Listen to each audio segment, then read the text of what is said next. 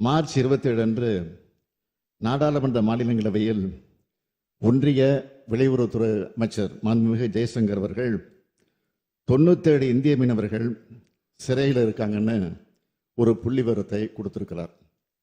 அதில் 11 பேரை கடந்த 27ஆம் தேதி இலங்கை கடற்படை கைது செஞ்சிருக்கு. கடந்த 2024ஆம் ஆண்டு மட்டும் 530 மீனவர்கள் இலங்கை கடற்படையால் கைது செய்யப்பட்டிருக்காங்க. அமைச்சர் சொன்ன கணக்குப்படி பார்த்தீங்கன்னா ஒரு நாளைக்கு 2 மீனவர்களை கைது செஞ்சிருக்கிறாங்க.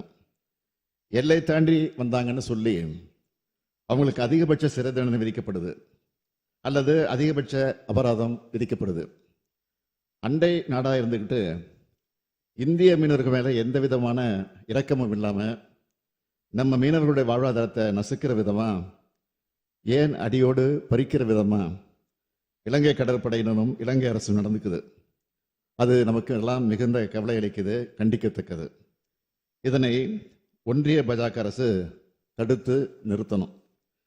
இந்த பிரச்சனைக்கு தீர்வு காண்றது சவாலாக இருக்குன்னு ஒன்றிய அமைச்சர் ஜெய்சங்கர் அவர்கள் சொல்லியிருக்கிறார். இது என்ன சவால் இருக்க முடியும்னு தெரியல. வேறொரு மாநில மீனவர்கள் இப்படி தொடர் தாக்குதலுக்குள்ளானா இப்படித்தான் வேடிக்கை பார்த்துட்டு இருப்பாங்களா?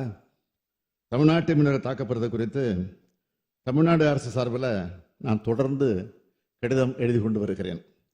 இதுவரைக்கும் மீனவர்கள் கைது தாக்குதல் குறித்து 74 கடிதங்களை ஒன்றிய வெளியுறவுத்துறை அமைச்சருக்கும் மாண்புமிகு பிரதமர் அவர்களுக்கும் எழுதியிருக்கிறேன். பிரதமர் அவர்கள் நேரில் சந்திக்கிற போதெல்லாம் இது குறித்து வலியுறுத்தி சொல்லியிருக்கிறேன். இருநாட்டு மீனவர்களுக்கு இடையான பேச்சுவார்த்தையில் ஆக்கப்பூர்வமான முடிவு எட்டப்பட இயலாமல் கடந்துகிட்டு இருக்கு. கடிதம் எழுதினா விடுவிக்கிறது, பிறகு கைது செய்கிறதுன்னு இலங்கை அரசோட நடவடிக்கை தொடர்ந்துக்கிட்டே இருக்கிறதுனால தமிழ்நாட்டு மீனவர்களுடைய வாழ்வாதாரம் மிகவும் பாதிக்கப்படுது.